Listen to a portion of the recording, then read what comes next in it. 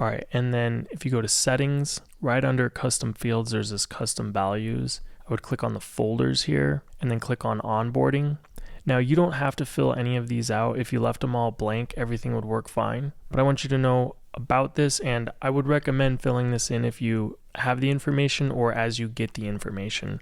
For instance, this CRM phone number, that's going to be your default phone number in the CRM. Once you get that, I would enter it. And if you never get one, that's fine. Just always leave it blank. But under your phone numbers, there'll be one that says default number. So if you had like 10 here, one will be the default that you have to designate. And that's what I would put for the CRM phone number. Do you want emails instead of tasks? So by default, you're going to get assigned tasks for things. An example would be if you set up an estimate, but you don't have a lead source for that lead, like website, referral, that sort of thing. The assigned user is going to get a task saying, hey, this lead is missing a lead source, please enter one, just to help keep your data really nice and neat and complete. But if you'd prefer to get emails rather than tasks, you would just press edit, custom value, and type in yes right here, then press update, and then you'll get emails instead of tasks. For Office admin name and Office email, again, you don't have to put anything in here. If it's just you, you could leave it blank, or you could put your name and your email. If you have an Office administrator, I would put their information. And if you have multiple Office administrators, this is when I would definitely put something here. And you're just designating the email of choice for that situation. So like for my company, they have a group shared email that they both work out of, which is nice because we can just see, who's done what and mark things off as they come in.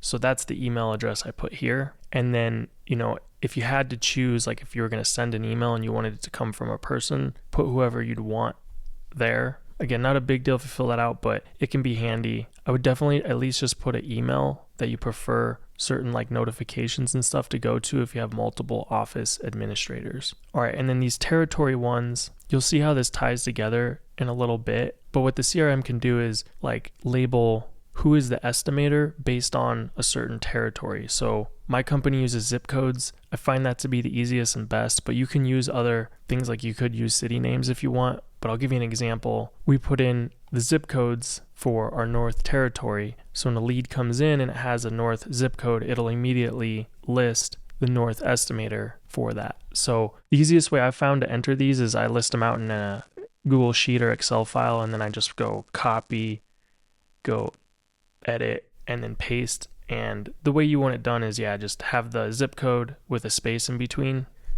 And you could put hundreds in here. There's no limit, but again, you don't have to put that in there, but you'll see how it ties together in a second. If you're solo, I would just leave that blank. But when you start to have more than one production manager or more than one estimator, and you're going to separate the jobs or leads or estimates based on something like a zip code, I would come in here and put whatever you're going to separate them by. And again, that'll make a little bit more sense in the future. Everything will work fine if you don't put anything here, but just wanted you to be aware of it for these future videos. I'll reference like these territories, and now you'll understand what I'm talking about and where you would enter that information if you wanted to make a change.